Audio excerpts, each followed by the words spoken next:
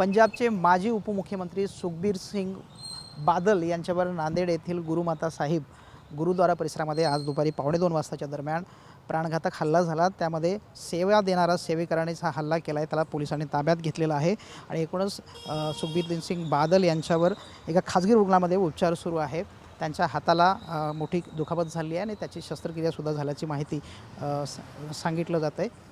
एकूणच त्यांच्यासोबत कालपासून ते नांदेड जिल्हा दौऱ्यावर आले होते।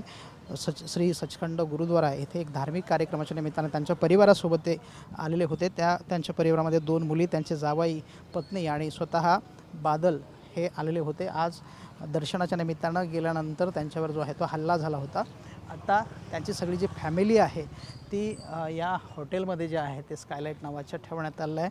त्यांना सुखबीर सिंग बादल यांना Z+ सुरक्षा आहे आणि त्याच सुरक्षेच्या निमित्तानं त्यांच्या कुटुंबियांनासुद्धा महाराष्ट्र शासनानं पोलीस विभागाच्या वतीनं अशा पद्धतीची संपूर्ण सुरक्षा पुरवली जात आहे।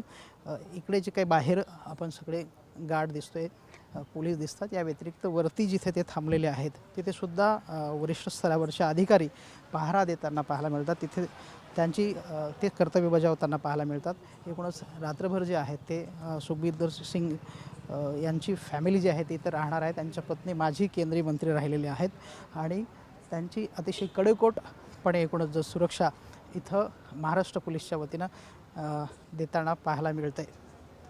व्हिडिओ जर्नलिस्ट अनिकेतसह गजानन देशमुख, TV9 मराठी, नांदेड।